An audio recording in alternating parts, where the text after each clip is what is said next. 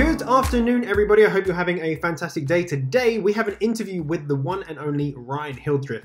It's a wicked interview, so make sure you stay till the end. Subscribe here and to his channel as well. And of course, go into the comments because he'll be kind of doing some question and answers in the comments too. But hope you enjoy it, guys. Here it is. Awesome. So we are here with Ryan Hildreth. Many of you will know him already, but before we kind of crack into what I really want to talk about, Ryan, would you mind just giving a brief background? I know most people will probably know you, and in the comments they're like, why are you even asking this question? But can you give just a very brief overview about a little bit about yourself? Yeah, sure. So I'm an online entrepreneur. That's usually what I tell people because, it's just very broad, very general term. But if you go more into depth on what I do a lot of social media marketing, affiliate marketing. I have a YouTube channel, personal brand. And I've recently got into the cryptocurrency space, and that's kind of where I'm focusing my affiliate marketing efforts and my YouTube channel efforts. So, that's basically what I do. It's been a long journey, but it's still early in the game. I would say so, yeah. I think that's always a question. Like when people must ask you what you do, you're like, it's complicated. Like it's it's the hardest question to answer. I just say, I do online marketing. Exactly. I say, I'm a YouTuber. So I think what I think is first of all, I want to ask you questions I want to know, right? And hopefully those are going to be helpful for other people that watch my channel and that want to know more about you as well. But I want to kind of bring you back, right? I want to bring you all the way back to when you started, and I think this is going to be probably pre-stock market mastery, okay? So I want to so I want like really from the beginning where you're working your job and you're thinking like, is this it? Like, is this the rest of my life? So I want to find out what was going through your mind then, and that catalyst that really made you get started. Okay, yeah, sure. So I was working at an investment bank, one of the largest banks in the world, and my commute was like 2.5 hours. So I was spending like 4 hours a day in the car just commuting to work. So that was something that I really didn't like at the current moment in time of what I was doing.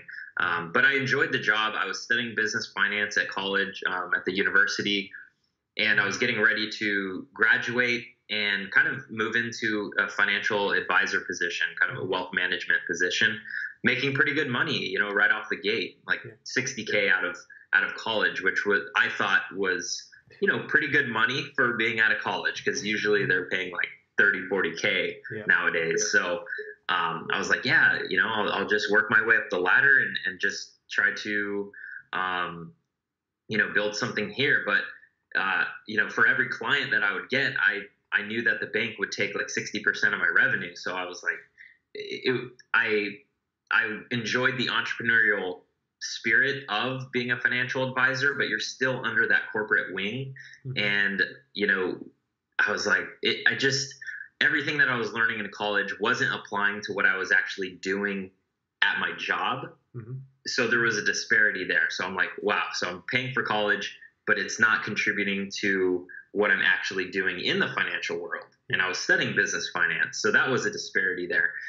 Then I was like, man, this is all sales. You know what I mean?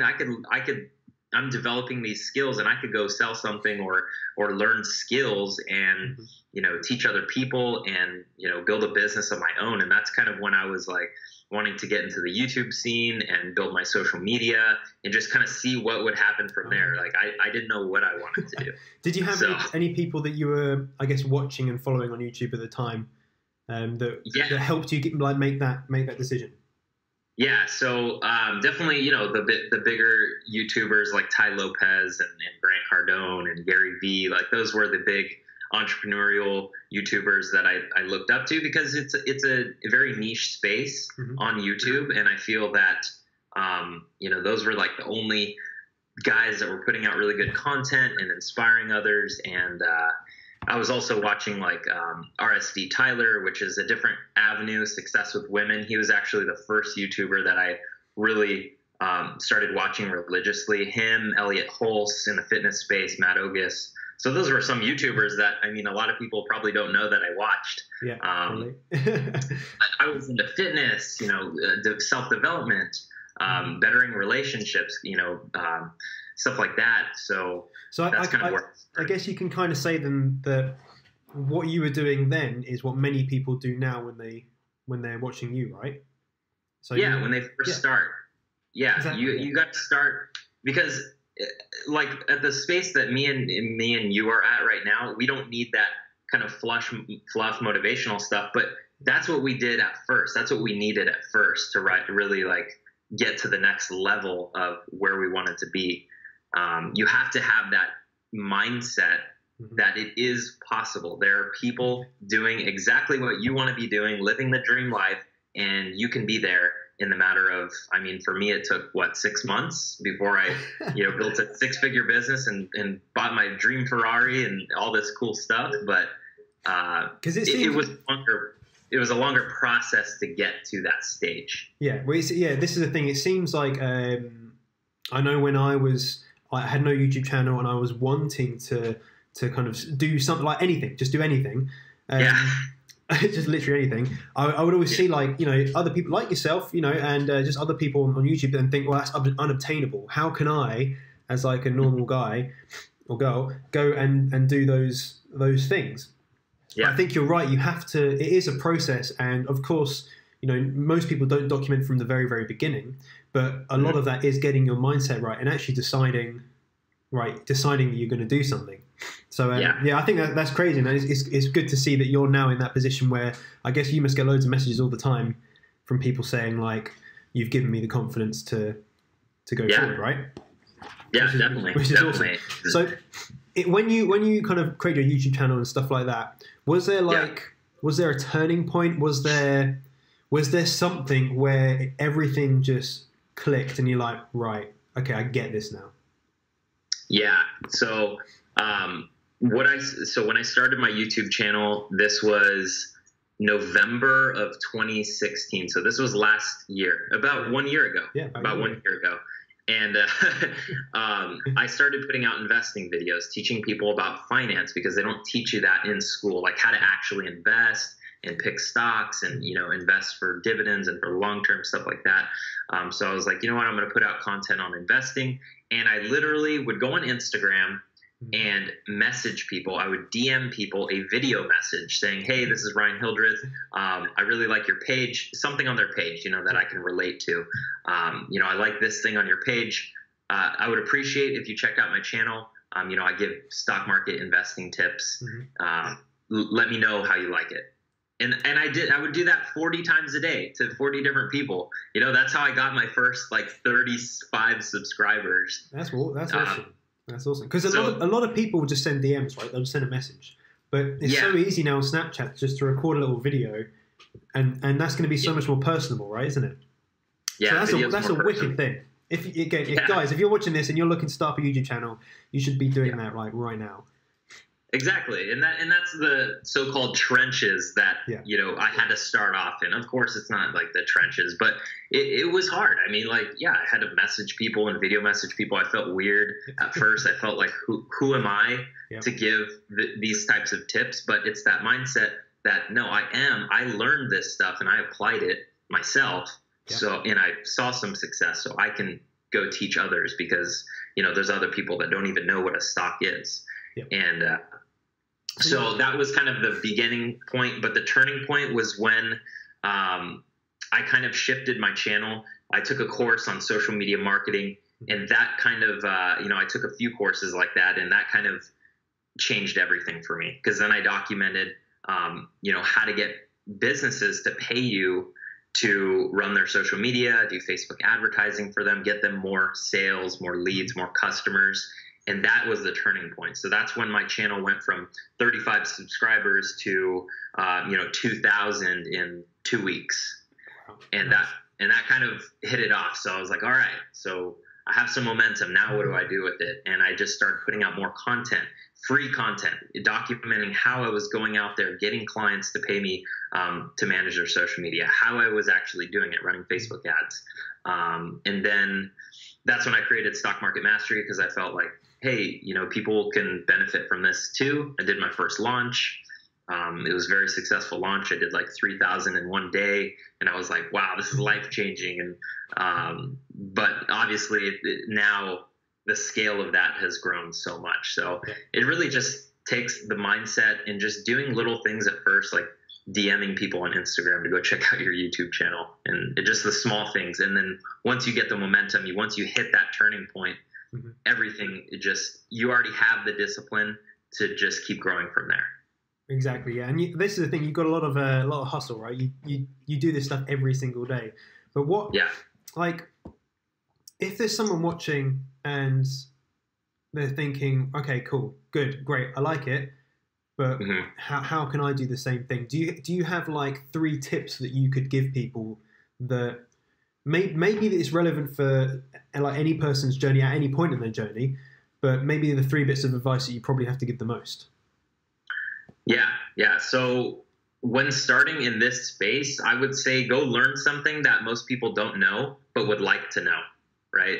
Like how to make money online. It's a very new, I mean, most people that are working corporate jobs aren't trying to make money online, but it's something that they can easily implement and, just add on into their life to make an extra side income. So that's kind of a broad topic, like how to make money online. Go learn that skill and then go apply it yourself and document it and then share it with others. I mean, I know it's probably harder than, it's harder to actually put that into action, but, go read books, go take a few courses, invest in yourself, and then apply it and then go teach it.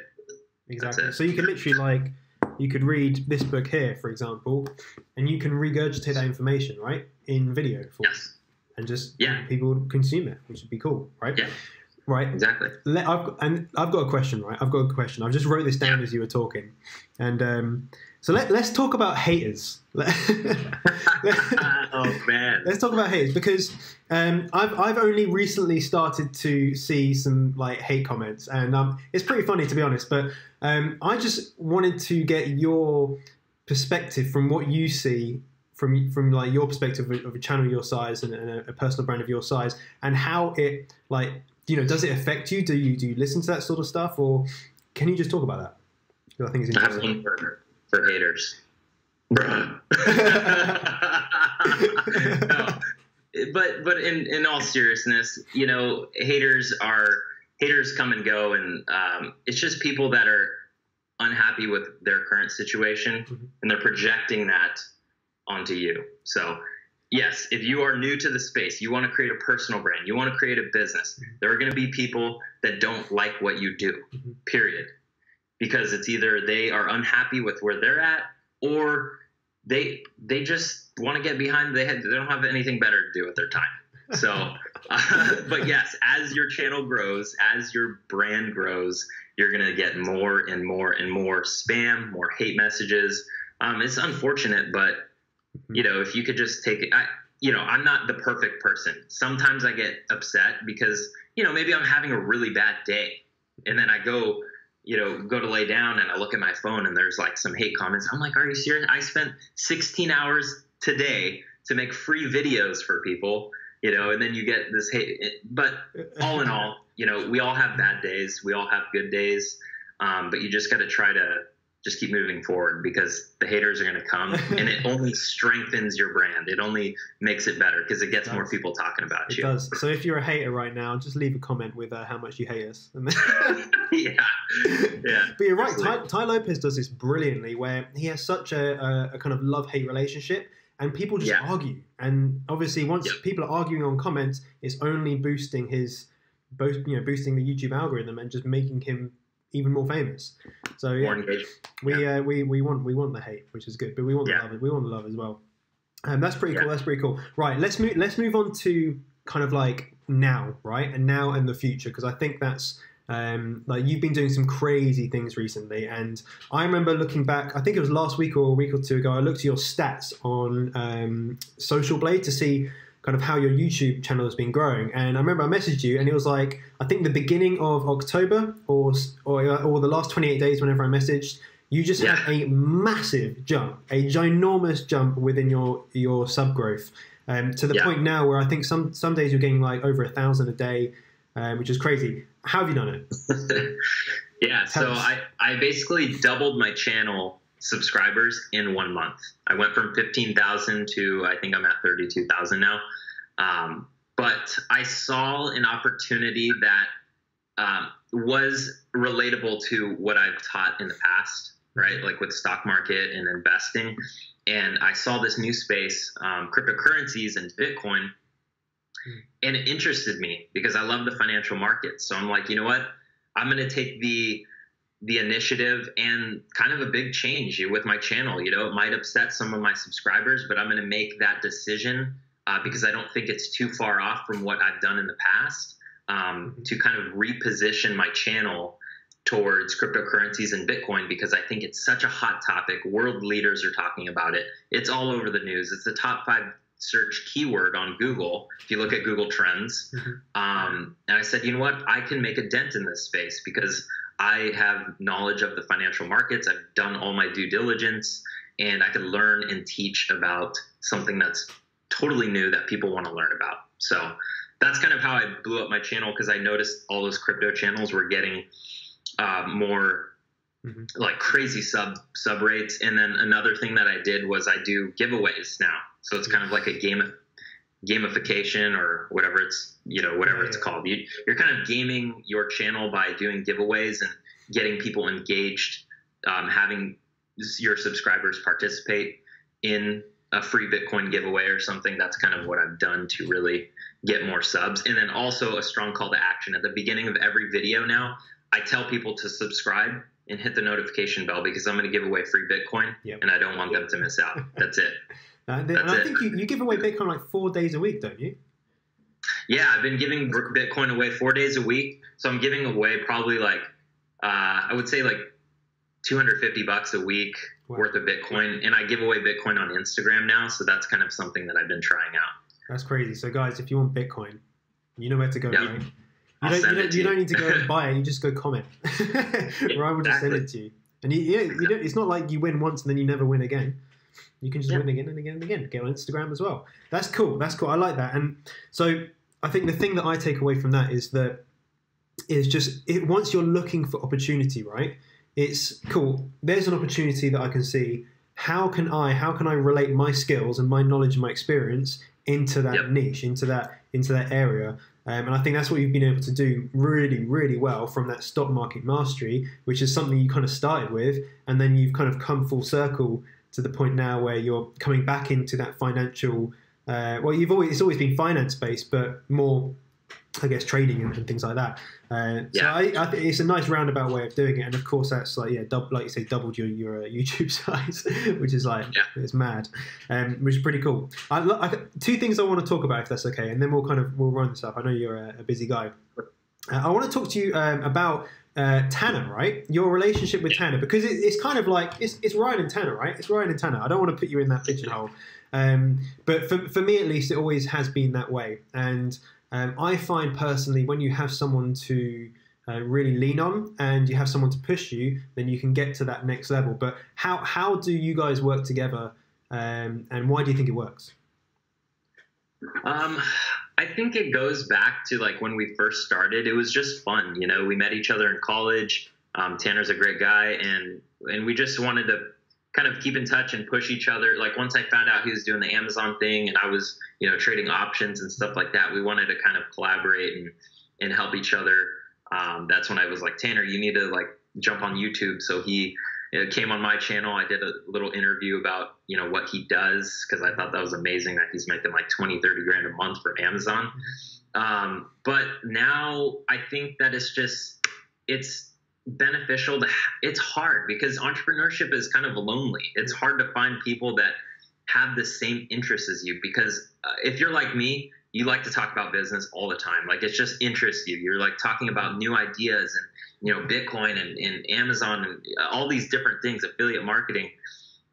And it's cool to have someone that you can have an intelligent conversation with similar interests. So I think Tanner was kind of that person for me to be able to talk about stuff like that, because he understood it. So, but not everyone can find a person like a friend like that. So if you can actively go out and network and try to find, people that you can relate with, that you could both provide value to each other in some sort of way, to where it's not just take, like, I want to learn, what you're doing and that's it. But it's kind of like, you can share value. Then, I think it's pretty powerful. But, we just met by chance. We just met in business calc, and he looked pretty big. I was like, hey man, you lift weights? Like, I lift weights too. And that's pretty much how it went. Let's hit the gym together. So like, do you go to the gym, dude? But we're both, so and I don't know if this is so there's a book by Jim Clifton. It's called Strengths Finder. This isn't the one. This is for students, but actually this one might be good for people. But if you take your top 5, you take this test in this book. It's called Strengths Finder 2.0. Mm-hmm. Take the test, find out your top 5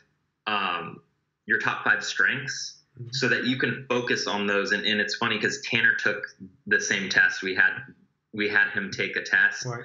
And me and him both have competition. Okay. Like, that's our number 1 strength. So that means that we're highly competitive. So we're kind of pushing each other in like friendly competition. You know what I mean? So I think that's when it works really well. Like, like I've managed to find, I guess, 2 or 3 people within, I say, a local area. Like, it's still hours away. But when you think about online entrepreneurship, a few hours is like, it's just a stone's throw. But yeah, like, competition is massively important. So I think for people, if they can find that, like, one person, it only needs to be one person, that one person that can drive them forward and essentially hold them accountable.